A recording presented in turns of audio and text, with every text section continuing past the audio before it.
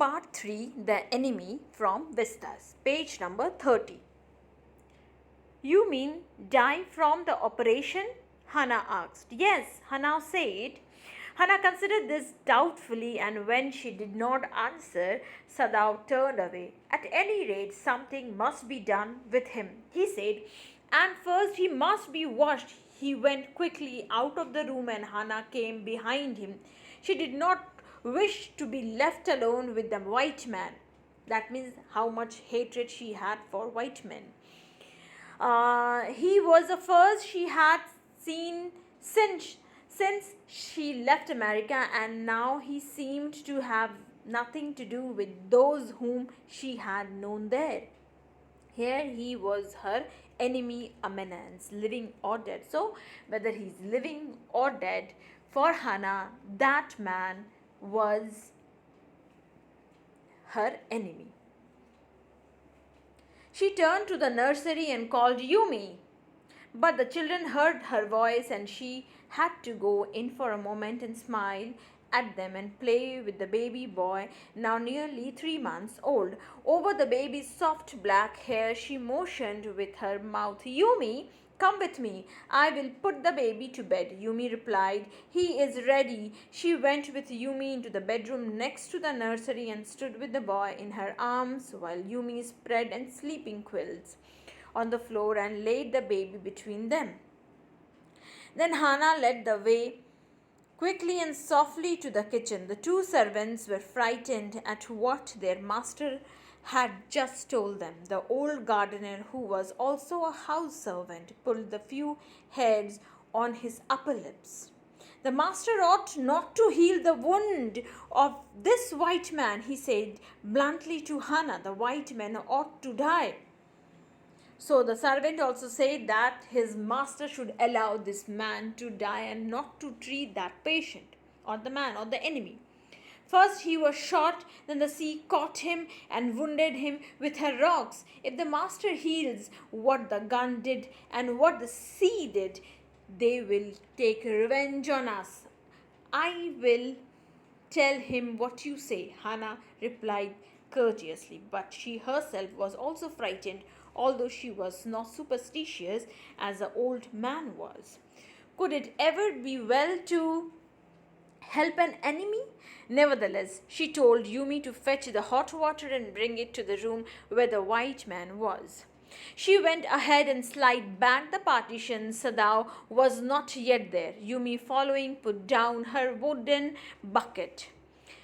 Then she went over to the white man. When she saw him, her thick lips folded themselves into stubbornness.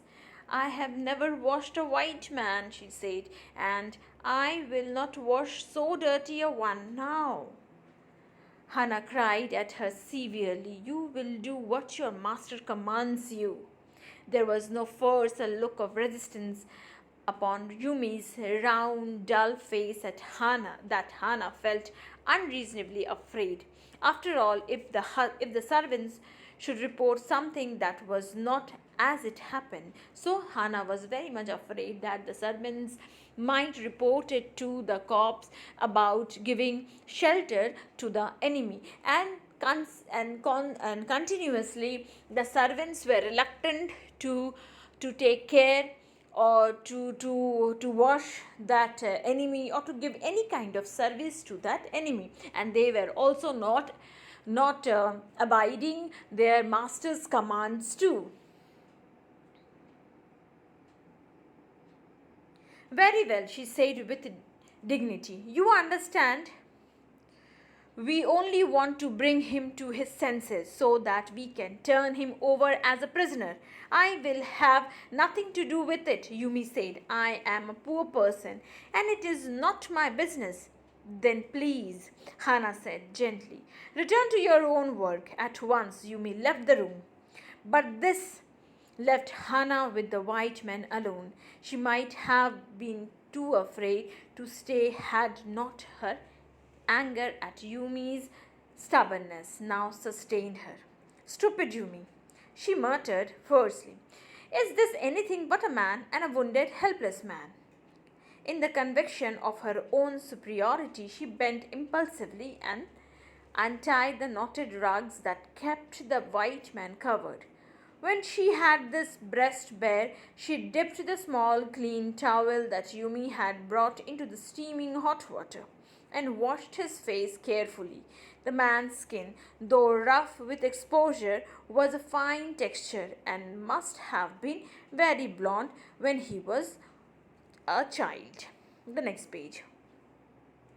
While she was thinking these thoughts, though not really liking the man better now that she was no longer a child, she kept on washing him until his upper body was quite clean. But she dared not turn him over. Where was Sadao? Now her anger was ebbing and she was anxious again, and she rose. Wiping her hands on the wrong towel, that lest the man be chilled, she put the quilt over him. Sadao, she called softly. He had been about to come in when she called. His hand had been on the door, and now he opened it. She saw that he had brought his surgeon's emergency bag and that he wore his surgeon's coat. You have decided to operate this? Cried. And after Hannah had fully cleaned the back of the enemy or that man or that soldier, suddenly she saw Sadao to bring his, operating, things or the equipments. Now see what will happen. Yes, he said shortly. He turned his back to her and unfolded a sterilized towel upon the floor of the tokonoma, unclove and put his instruments out upon it. Fetch towels, he said. She went obediently, but how anxious now to the linen shelves, and took out the towels. There ought also to be old pieces of matting so that the blood would not ruin the fine floor covering. She went out to the back veranda where the gardener kept strips of matting with which to protect delicate shrubs on cold nights, and took an armful of them. But when she went back into the room, she saw this was useless. The blood had already soaked through the packing in the man's wound and had ruined the mat under him. Oh, the mat, she cried. Yes, it is ruined, Sadao replied, as though he did not care. Help me to turn him, he commanded her. She obeyed him without a word, and she began to wash the man's back carefully. Yumi would not wash him, she said. Did you wash him then? Sadao asked, not stopping for a moment his swift conscience moments. Yes, she said.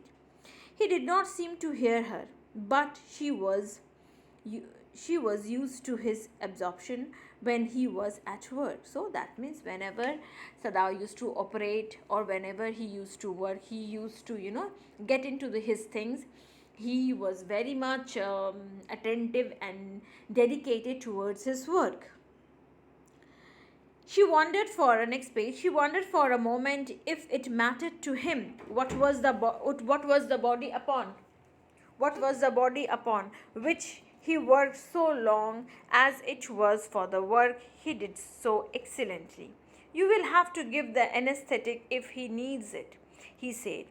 I, she repeated blankly, but never have I. It is very enough. It is easy enough, he said impatiently.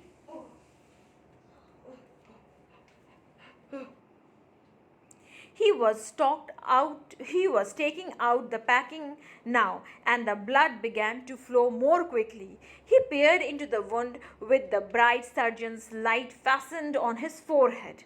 The bullet is still there, he said with cool interest. Now I wonder how deep this rock wood is. If it is not too deep, it may be that I can get the bullet. But the bleeding is not superficial. He has lost much blood. At this moment, Hannah choked. He looked up and saw her face the color of sulfur. Don't faint, he said sharply. He did not put down his exploring instrument. If I stop now, the man will surely die. She clapped her hands to her mouth and leaped out and ran out of the room. Outside in the garden, he heard her reaching, but he went on with his work. It will be better for her to empty her stomach, he thought. He had forgotten that, of course, she had never seen an operation, but her distress and his inability to go to her at once made him impatient and irritable with this man who lay like dead under his knives. So here we can understand that here that Sadao is operating the man, and the man had already lost much blood, and the bullet was still there, and Sadao had to pull out the bullets if he actually he wants the man to live, to survive, because as he had started the operation or the treatment, he doesn't want to leave the man just like that, because if he leave the man in this condition, the man would surely die.